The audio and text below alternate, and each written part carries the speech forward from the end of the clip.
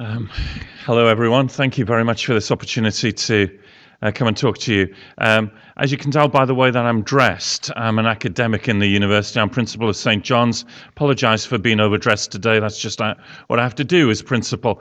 And my background is as a theoretical astrophysicist. So I did undergraduate physics here at Durham. I then did a PhD with Sir Arnold Wolfendale, that some of you who are physicists will know that half the university is now named after. And my PhD was on how stars form and how galaxies evolve, and also why the dinosaurs died out about 65 million years ago. I then did some postdoctoral work here in Durham, and then felt God calling me into church leadership. Went away and did a bit of theology, led a church in Liverpool for a number of years, and then came back to Durham to teach theology. And part of the responsibility that I now have is as principal of St. John's. So I tell you all of that because I come to this question: has science disproved religion or replaced God? From the point of view of a mere physicist. To those of you who are biologists and chemists and other scientists, forgive me. I'm going to concentrate on the kind of stuff that I know in terms of science, but then in the questions we might want to broaden the discussion. Is that all right? So a number of things I want to say just to get the discussion started. And the first is that we do live in a culture which pits science against religion. A conflict kind of model of the relationship between them. And you find this in a number of learned professors and books, such as Richard Dawkins' The God Delusion. But you also find it in popular culture in many different ways. This is Dara O'Brien from his stand-up routine, where he talks about what he thinks about religion and science. O'Brien, of course, is a physicist by background, and he's part of a group of comedians, Ricky Gervais, Eddie Izzard, and others, who set up this opposition between science and faith. And indeed, there are some within parts of the Christian church who give that impression as well, as if the scientist comes and has to talk to this kind of response from the church. I have to say to you, and the one thing I want to say, is that this conflict between science and faith has never been my experience as a working scientist and as a believing Christian. I became a Christian at the age of 17 and came up to Durham University to do physics. And as my interest in science has grown, my interest in Christian faith grew. As my interest in Christian faith grew, so my interest in science grew. That's not to say they haven't posed difficult questions to each other. They have. And I don't know all of the answers, by the way, so when we get to the questions and the text questions and all the rest of it, I still don't know all of the answers. But I'm excited by science and I'm excited by faith. Now, one of the reasons why sometimes people think that science has replaced faith is partly because of the success of the scientific story.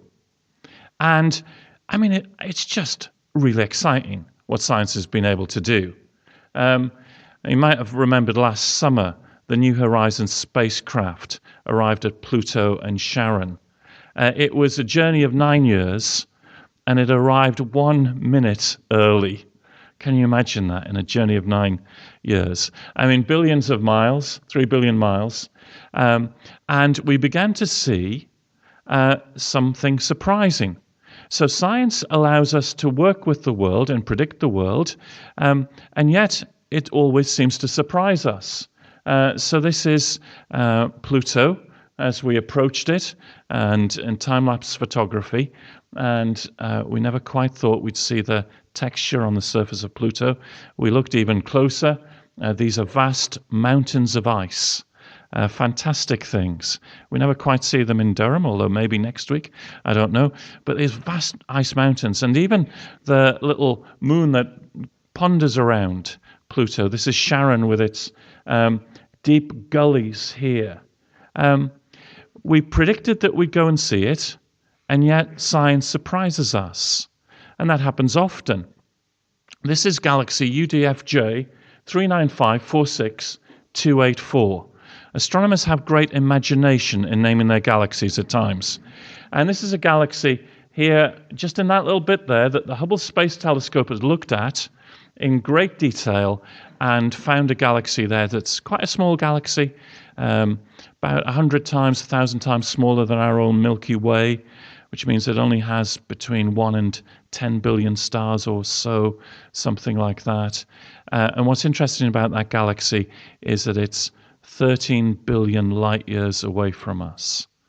So we're seeing that galaxy as it was 13 billion years ago. And in order to top that, just a few months ago, this paper was published with galaxy EGSY 8P7. Again, great imagination. And this is a galaxy which is even further away. In fact, this is the furthest object we've ever seen in the universe, 13.2 billion light years away from us. I mean, I just find this awe-inspiring and fascinating. And of course, the further we look out into the universe, the further we look back in time. So here's the Hubble Space Telescope, and it looks out. And as it looks out, it looks back. This is where those galaxies are located in something called the Hubble Ultra Deep Field. Don't worry, you're not coming to a science lecture. I'll move on in a moment. But then, just yesterday, we saw something that might allow us to look back even further in terms of the Big Bang. This was the discovery of gravitational waves. A friend of mine, a leading physicist in the University, also a Christian, when he saw me last night, tears in his eyes, and he hugged me. Physicists are not normally an emotional bunch. But the discovery of gravitational waves made by this experiment saw what happened when two black holes banged together, and it sent ripples out into the fabric of space-time. And we were able to see those ripples. And 100 years ago, Albert Einstein said, that should happen, but you'll never see it. We were able to see it. Gravitational waves. And the success of the scientific story for me is remarkable in that it tells us so much about the world. We're able to look at the world and understand so much. But there remains a question for me, which is, where does science itself come from? And when Galileo pointed his telescope at the universe, he did so for a theological reason. Galileo was convinced that the only way to find out about the universe was to look at the universe, because the God he believed in could create freely anything he wanted to in the universe. And this is where Christianity gave birth in part, with a number of other influences, to science itself. Oh, and interesting sounds that might interrupt from time to time. Is that my time up already? Was that like the end of countdown or anything like that? Should I continue? Is that all right? I think I've got another 5 minutes, then play the sound again. Okay? Those who brought in the scientific revolution had a number of, I think this is, can you just advance the slide a moment? There we go. That's great. By the way, you know that definition of science, that if it moves, it's biology, if it smells, it's chemistry, and if it doesn't work, it's physics. Basically, I'm a physicist, so if this doesn't quite work at times, you'll know why. Those who developed science did so in part because of a number of theological convictions. Because God had created the universe, you had to look at the universe, the importance of observation. Because we were made in the image of God, we could understand the order that was a reflection of God's faithful sustaining of the universe. Because there was belief in one God, the laws of physics should be universal around black holes, as well as dominating why my golf shot doesn't go very far. And because we didn't fear the gods of nature, we could do experiments. Christianity, in part, gave birth to science, this wonderful success story of science. The second thing to say is the story of science presents some questions which go beyond itself. Let me do Big Bang cosmology with you in 30 seconds. Is that all right? I can see the excitement on your faces already. Here's the history of the universe as we currently understand it. Here's our current age of 13.8 billion years. Some of us feel it more than others at times, particularly on a Friday lunchtime. And Big Bang cosmology says that we can trace the history of the universe back in time with fairly good confidence of what the universe was like. So we know what the universe was like when it was only 1 million years old. That's a big jump from 13.8 billion. This isn't to scale, by the way, for those of you who are mathematicians. In fact, our current laws of physics work pretty well back to the time when the universe was only 1 second old. And if that isn't sufficient, our current laws of physics work pretty well with the universe back to 10 to the minus 43 of a second old.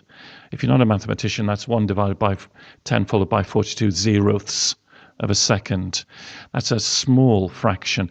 If you're an engineer or a biologist or a normal person, if you know what I mean by that, you'll basically say that's zero, isn't it? Well, not quite. At that point, our current laws of physics break down.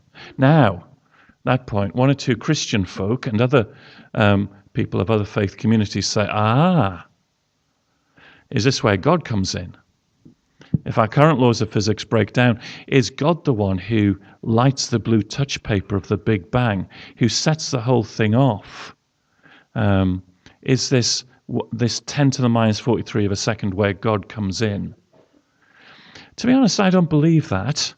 And I don't believe it's a very good proof of the existence of God. Because it's what's called God of the gaps. And God of the gaps is where science has a gap in it. You insert God as the explanation for the gap. The trouble is, as science explains more and more of its own territory, God is pushed out and becomes irrelevant. But the God that I believe in and the God that I see in the Christian scriptures is not a God who simply reaches out his hand and lights the blue touch paper of the Big Bang firework and then retires a safe distance.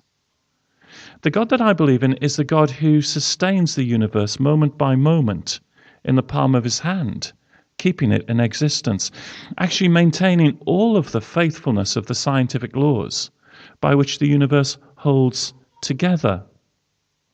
And therefore, I don't believe that you prove God through the unanswered questions of God of the gaps. Actually, I think gaps like that just tell us to be better scientists to work on it.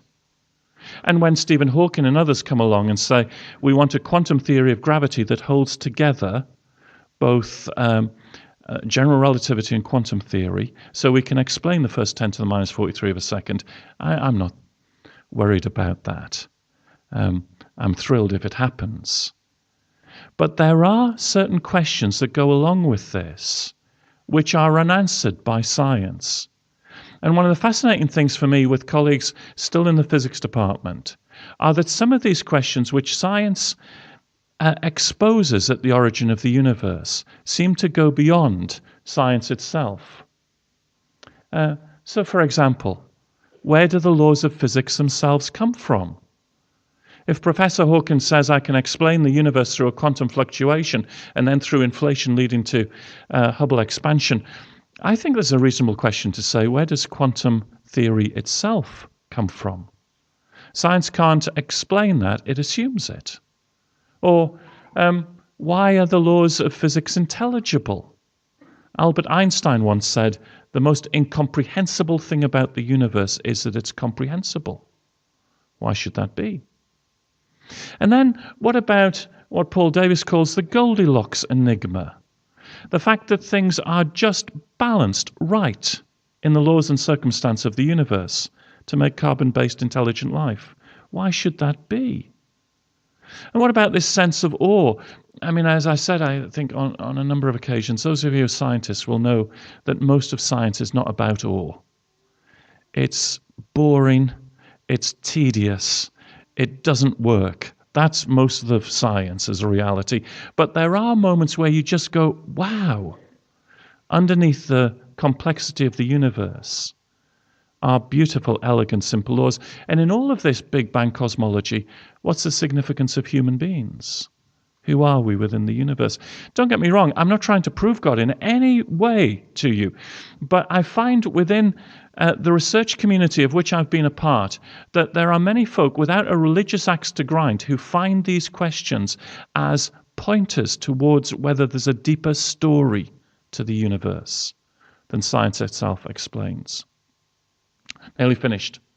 The third thing, it seems to me that science and faith are complementary stories. They don't have to be put as one against the other. To use an old illustration, why is a kettle boiling? Well, because heat energy has been transferred to the velocity of the water molecules. The velocity of the water molecules increases. Eventually it gets to a stage where bubbles form, and that's why the kettle is boiling. But you could answer the question, why is the kettle boiling? By saying, because this talk has gone on far too long and I desperately need a cup of coffee. Now, which is the true answer to why is the kettle boiling? One is about the science, the mechanics. The other is about purpose or meaning. Actually, you need to understand both to understand fully why the kettle is boiling. And it's been my experience that you need both. And final point, and that is just to say that for me this has been a personal story. Partly that's why I'm here, just to say that in my experience, I've been able to hold together science and authentic Christian faith. And some people ask me, did you become a Christian by gazing through a telescope and being convinced about the Goldilocks enigma or anything like that? No, nothing of that for me. I became a Christian because I read the New Testament. You have John's Gospel in front of you. And as I read the story about Jesus, I was so impressed with the historical evidence, with all of the critical questions I want to ask of it, and supremely at this man, Jesus, his life, death, and resurrection. For trying to assess this, I could not understand Jesus in any other way than the conclusion that he was God himself walking on the pages of history. At that point, I came to a moment where the historical evidence led me to some kind of act of faith or trust, or wanting God to be real in experience as well as in history. And the personal story for me began at the age of 17, when I became a Christian just before coming to Durham University. Now, I've spoken for far too long. Jono, forgive me. You haven't played the sound yet. But I just wanted to share those few things to start us off with the discussion. Is that all right with everyone? Thank you.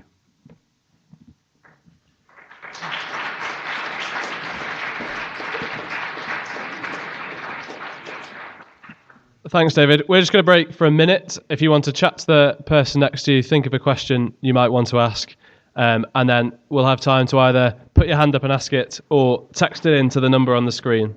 Thanks. So the first question is, you say that science and religion aren't necessarily contradictory, but why should there be any deeper meaning or purpose to the universe? Why assume that there is a God behind it all? It's a fair question, and Bertrand Russell, famously the philosopher, said that actually you don't need to answer the why question at all. Sir Martin Rees, or Lord Rees, the Astronomer Royal, is interesting on this particular point. A number of years ago, he wrote a book about the Goldilocks enigma, about the way the universe is finally balanced.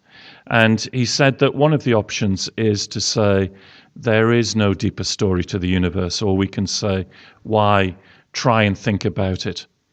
And he paused for a moment at that point and said, well, actually, two reasons for that. The first is that there is a history of human curiosity about such things. We find ourselves wanting to ask the why question. And the second thing he said was that some of the things about the universe are so extraordinary that it encourages that curiosity. And he quoted an illustration used by a philosopher called John Leslie, which is a parable, and it goes a bit like this. Leslie said, imagine you find yourself, for some trumped-up reason, being sentenced to death by firing squad. And you find yourself standing in front of a wall, and there are 50 people with rifles in front of you, the firing squad. Imagine that they all take aim at you, and then the order is given, and all 50 rifles discharge their bullets.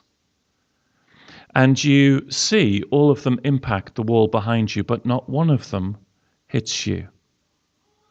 Now, at that point, you could say to yourself, well, I've been pretty lucky today, and just walk away and not think anything more about it. But says John Leslie, that's such an extraordinary situation that actually you find yourself starting to say, is there a deeper story to this? Is there some kind of mock execution going on? Or did a very large truck with a very large magnet just happen to be going past just as the order was given, or whatever, or the wind in Durham gets up and all the rest of it?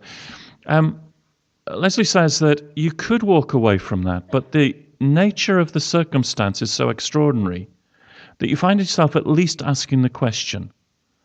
And so with Goldilocks enigma, the fine-tuning of the universe, Rees says, it's so extraordinary. I mean, it's not just extraordinary, it's so extraordinary that you find yourself just asking the question, is there a deeper story? Now, it doesn't therefore mean that Christianity has to be the inevitable answer of that. That's where we can talk some more. But, says Martin Rees, you find yourself asking the question. Does anyone want to come back on anything that David said, or any questions from the floor?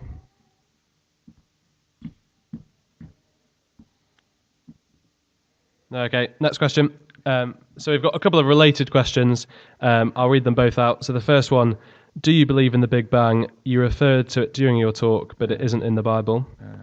And then similarly, how old do you think the universe is? Some Christians would say it was only a few thousand years old, according to Bible records. Thank you. How long have we got? Either 6,000 years or 13.8. But anyway, first of all, let me acknowledge that within the Christian faith, there is diversity of view on this. And I want to be really upfront and honest about that. There are some Christians who read the first chapter of Genesis as a scientific textbook, and therefore argue that the universe, tracing through the genealogies in Genesis, is only 6,000 years old, rather than the majority of scientific opinion, which is 13.8 billion years.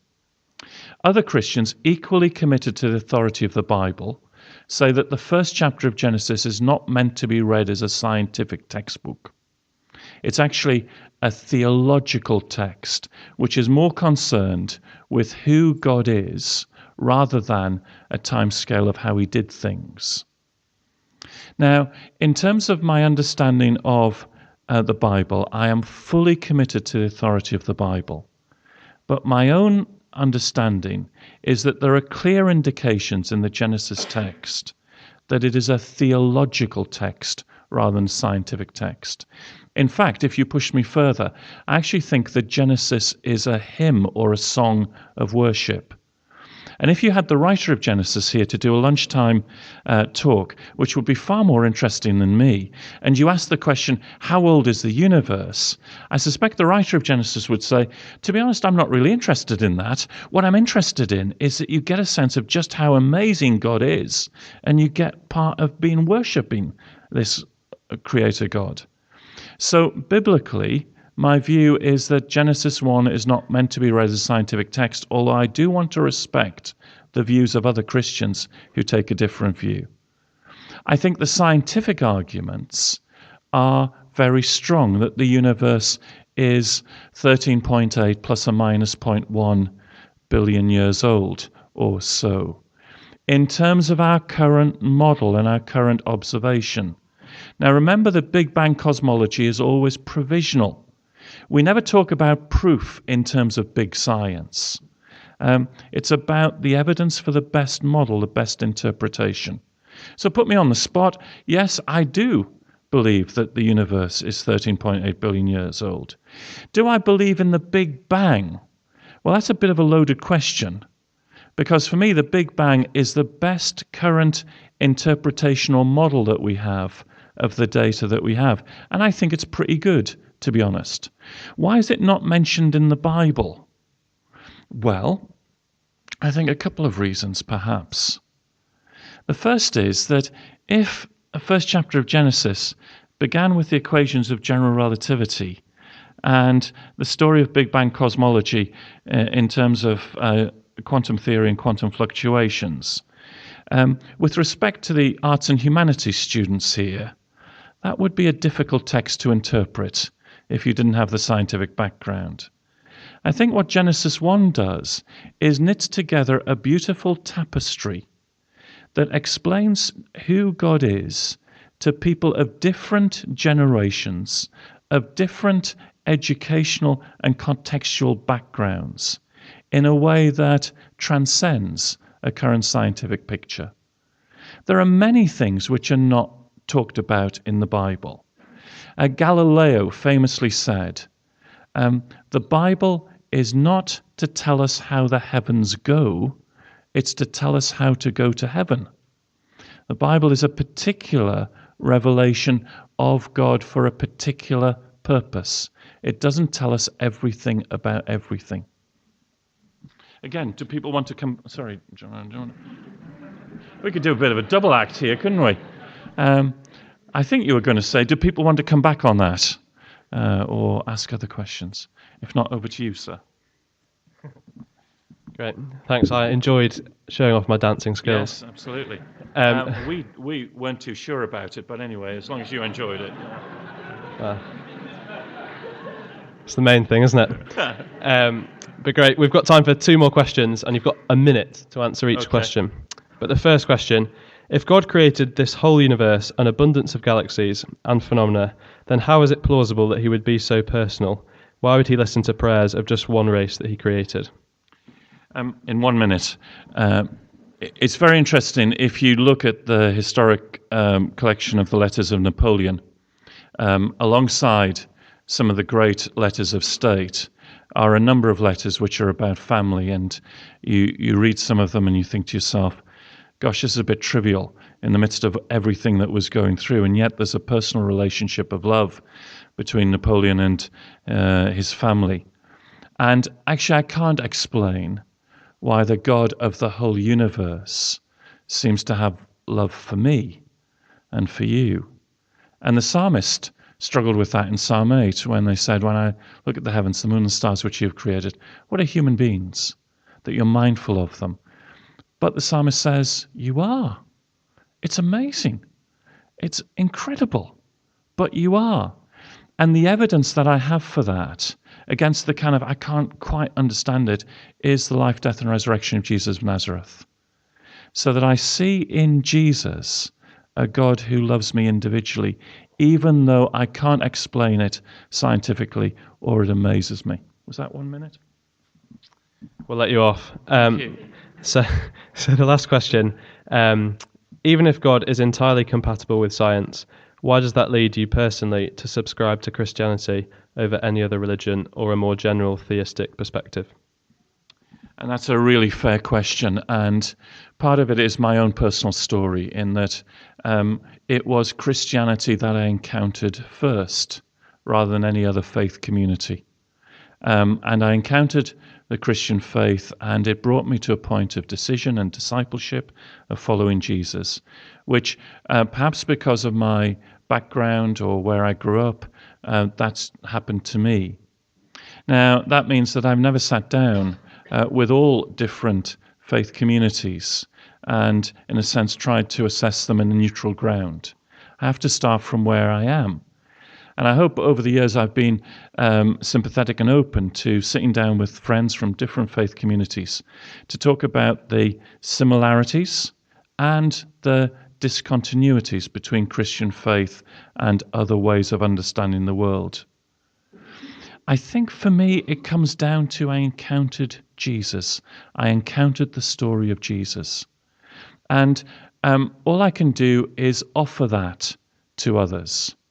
I can't force you into taking my worldview or my belief.